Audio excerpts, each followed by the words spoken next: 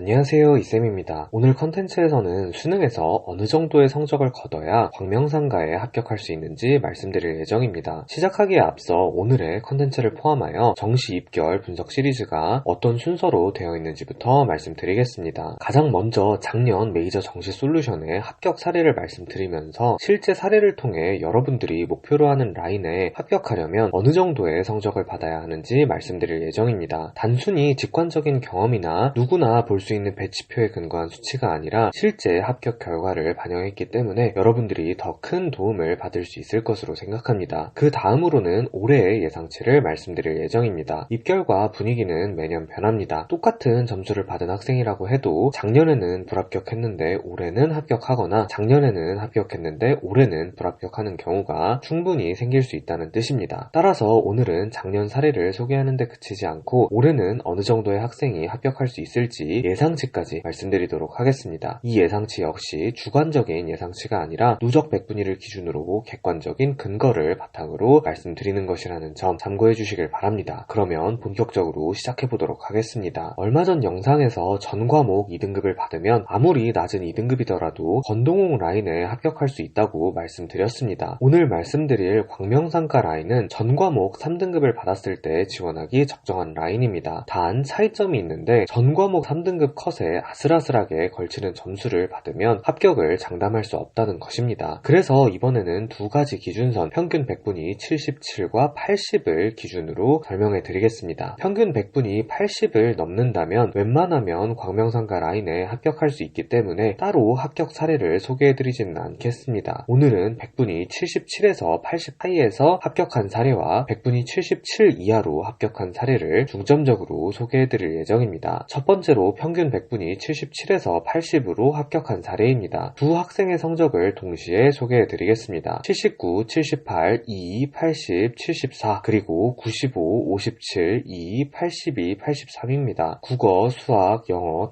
탐구의 순서이며 영어는 등급, 나머지는 100분위 점수입니다. 또한 괄호 안에는 참고하실 수 있도록 국수탐 평균 100분위 성적을 기입해 두었습니다. 첫 번째 학생은 상명대학교 막차를 타고 합격하셨습니다. 이러한 성적 구조처럼 특이사항 없이 전 과목 성적이 비슷한 경우 평균 100분위 77로는 광명상가 라인에 막차를 타기가 어렵고 이 학생처럼 평균 100분위 78 그리고 영어는 3등급이 아닌 2등급이 필요합니다. 반대로 두 번째 학생은 광운대학교에 매우 여유롭게 합격하셨고 국송세단 라인은 아쉽게 떨어졌지만 스나이핑에 거의 성공할 뻔한 학생입니다. 평균 100분위는 첫 번째 학생과 큰 차이가 없지만 매 영상 강조하고 있는 성적 구조의 중요성을 잘 나타내는 사례라고 볼 수 있습니다. 이 학생은 수학 성적이 다소 아쉽지만 국어를 매우 잘 본 학생으로 국어를 많이 반영하는 학과에 지원하면 크게 유리해집니다. 이에 따라 고르게 3등급 후반의 성적을 받은 학생보다 훨씬 유리함을 누릴 수 있었습니다. 두 번째 유형은 평균 100분위 77을 넘지 못했음에도 광명상가에 합격한 사례입니다. 이번에는 세 학생의 성적을 동시에 소개해드리도록 하겠습니다. 74, 76, 2, 80, 79, 64, 94, 1, 68, 66, 77, 81, 3, 95, 43입니다. 첫 번째 학생은 평균 100분위가 77에 아주 살짝 미치지 못한 경우입니다. 좋은 전략에 운까지 작용하여 가톨릭대학교에 막차를 타고 합격하실 수 있었습니다. 단 이는 결과론일 뿐 눈치 싸움에 실패한다면 불합격할 확률이 더 높은 성적이라는 점 꼭 명심하셔야 합니다. 두 번째 학생의 경우는 이유를 아시겠죠? 성적 구조가 매우 좋습니다. 많은 대학, 학과에서 중요하게 반영하는 수학 성적이 매우 좋고 영어가 1등급이기 때문에 평균 100분위가 75에 미치지 못했음에도 합격할 수 있었습니다. 세 번째 학생의 경우 광명상가 라인의 특이사항을 잘 이용한 케이스입니다. 광명상가 라인부터는 탐구를 한 개만 반영하는 경우가 매우 많습니다. 따라서 100분위 80, 80을 받은 학생보다 100분위 90, 0을 받은 학생이 더 좋은 점수를 받게 됩니다. 따라서 이 학생도 평균 100분위가 75점대임에도 불구하고 상명대학교에 매우 여유롭게 합격하셨습니다. 이제 정리해보겠습니다. 평균 100분위가 80 이상이라면 광명상가 라인은 대부분 합격 가능합니다. 단 광운대학교는 성적 구조에 따라 달라질 수 있습니다. 물론 광운대학교도 본인에게 유리한 반영비가 잘 나오는 학과가 있다면 충분히 안정적으로 합격할 수도 있는데 그렇지 않다면 광운대는 도전권, 영상가만 안정권이 나올 수도 있습니다. 다음으로 평균 100분위가 77에서 80 사이라면 성적 구조에 따라 크게 다를 달라지게 됩니다. 백분위가 77보다 80에 가깝다면, 그리고 반영 비율상의 유리함이 있다면 광명상가 라인은 안정적일 것이고, 백분위가 77에 가깝다면 그리고 반영 비율상의 유리함이 없다면 광명상가 라인은 소신권일 것입니다. 마지막으로 백분위가 77이 되지 않는다면 오직 반영 비율상의 유리함을 노려야 합니다. 단 말씀드렸듯 광명상가 라인의 반영 비율은 매우 독특하기 때문에 백분위가 77에 크게 미치지 못하더라도 충분히 합격하는 경우가 나올 수도 있습니다. 작년에는 없었지만 재작년에는 메이저 정시 솔루션에서 백분위 60점대로 광명상가에 합격한 사례를 만들어낸 적도 있을 정도로 성적 구조가 중요하다는 점 다시 한번 강조하도록 하겠습니다. 지금까지 실제 사례를 기준으로 한 평균 백분위 성적을 살펴봤고, 이제 수치를 기준으로 한 누적 백분위 성적을 말씀드리도록 하겠습니다. 상위 몇 %까지 광명상가에 진학할 수 있는지를 가장 확실하게 판단하는 방법은 정시 모집 인원과 정시 지원 인원을 비교하는 것입니다. 당연하게도 이것이 가장 정확한 방법입니다. 단 유의사항이 있습니다. 국송세단 정시 등급 컨텐츠에서도 말씀드렸는데, 국송세단부터는 딱 해당 라인에 속하는 대학의 입결만 더하는 게 아니라 유사한 입결을 가지는 다른 대학의 정시 모집 인원도 모두 더해줘야 한다는 것입니다. 물론 광명상가의 입결이 인가경, 삼여대, 한서산보다는 높지 않냐고 반문하실 수도 있을 것 같습니다. 맞는 말씀이고, 분명히 지금 나와 있는 학교 중에서는 광명상가의 선호도가 가장 높다고 말할 수 있습니다. 특히나 광운대학교는 더더욱 그렇고요. 그러나 이 라인부터는 우수한 인재를 데려가기 위해 다양한 평가 기준을 적용하는 경우가 많다는 것을 꼭 알아두셔야 합니다. 가천대학교는 국어와 수학 중 더 잘 본 과목을 더 많이 반영하고, 서울여자대학교는 국어, 수학, 영어 중에 못 본 한 과목은 아예 빼버릴 수 있도록 평가 기준을 설정하고 있습니다. 그러다 보니 광명상가는 안정인데 삼여대나 인가경이 상향인 상황도 충분히 있을 수 있고, 반영 비율상의 유불리에 따라 여러 형태의 이동이 나타날 수도 있어 약간의 선호도 차이가 있다고 해도 묶어서 생각해야 하는 게 맞습니다. 그렇기 때문에 단순히 광명상가의 정원만 더해서 입결을 구하게 되면 실제와 괴리가 생기게 되고, 정확한 평균 입결을 구하려면 광명상가뿐만 아니라 방금 언급한 대학의 정원을 모두 더해 주어야 합니다. 그 후 이 수치를 정시 지원자 수로 나누어 준다면 가장 정확한 평균 커트라인을 알 수 있습니다. 눈치 싸움에 따라 실제 결과는 달라질 수 있겠지만 평균적으로 통계적으로는 해당 수치에 수렴하게 됩니다. 최근 3년간 정시 원서 접수자 수는 16만 명 수준이었으며 올해도 거의 비슷할 것으로 예상됩니다. 올해는 의대 증원이 취소될 확률이 더 높으므로 메디컬, 스카이부터 광명상가 이하 라인의 전체 합산 정원은 보수적으로 잡았을 때 총 41,318명 정도가 됩니다. 따라서 못해도 상위 25% 정도까지는 광명상가 이하 라인에 합격할 수 있다는 뜻입니다. 단 상위 25%를 받아도 광운대에 합격할 수 있다는 뜻은 당연히 아닙니다. 딱 광명상가만을 기준으로 했을 때는 어떤 수치가 나오는지도 알려드리겠습니다. 보시는 것처럼 광명상가에 안정적으로 합격을 희망한다면 상위 20% 안에는 드는 것이 좋고, 그 중에서도 인기학과 또는 광운대학교에 합격하고 싶다면 그 위 라인의 마지노선 18% 정도에 해당하는 점수를 받는 것이 좋을 것입니다. 영상 초반부에 실제 사례를 정리하며 말씀드린 내용과 일치한다는 것도 확인해 보실 수 있을 것입니다. 백분위 80을 넘으면 웬만하면 광명상가 라인을 합격할 수 있지만 광운대학교에 합격하려면 조금 더 높은 점수 또는 유리한 성적 구조가 필요합니다. 그리고 반영 비율에 따라 백분위 77까지는 충분히 명지대학교, 상명대학교, 가톨릭대학교 등에 도전할 수 있습니다. 지금까지 광명상가에 진학하려면 수능에서 어느 정도의 성적을 받아야 하는지, 그리고 지원 전에 알아야 하는 중요한 포인트가 무엇인지 모두 정리해드렸습니다. 이제 수치와 상관없이 개인적으로 꼭 드리고 싶은 조언을 드리면서 마무리하도록 하겠습니다. 이 라인부터는 목표 대학을 어디로 잡는지에 따라서 전략이 크게 달라지게 됩니다. 내가 광운대학교 이상, 즉 국송세단이나 인하대, 아주대, 과기대 등도 함께 목표를 잡는다면 탐구 한 과목을 버려서는 절대로 안 됩니다. 국송세단 유사 라인 그리고 광운대학교까지는 거의 다 탐구를 두 과목 모두 반영하기 때문입니다. 그러나 명지, 상명, 가톨릭대학교부터는 탐구를 한 과목만 반영하는 경우가 매우 많습니다. 따라서 내가 광운대학교 이상이 목표가 아니라면 탐구 중 주력 과목을 정해서 한 과목에 집중하는 것도 좋은 전략이 될 수 있습니다. 물론 두 과목을 모두 잘 준비하여 변수를 줄일 수 있다면 더 좋겠지만, 그런 논리라면 모든 과목을 다 열심히 해서 서울대나 의대에 가면 되는 거겠죠. 지금 말씀드리는 내용은 같은 노력을 투자했을 때 더 좋은 성과를 만들어내는 방법에 대한 것입니다. 그러니 내 목표 라인이 어디인지를 다시 한번 잘 생각해 보시길 바랍니다. 있습니다. 그러면 오늘의 컨텐츠가 광명상가 라인 합격을 목표로 하는 학생 및 학부모님들께 많은 도움이 되었기를 바랍니다. 감사합니다.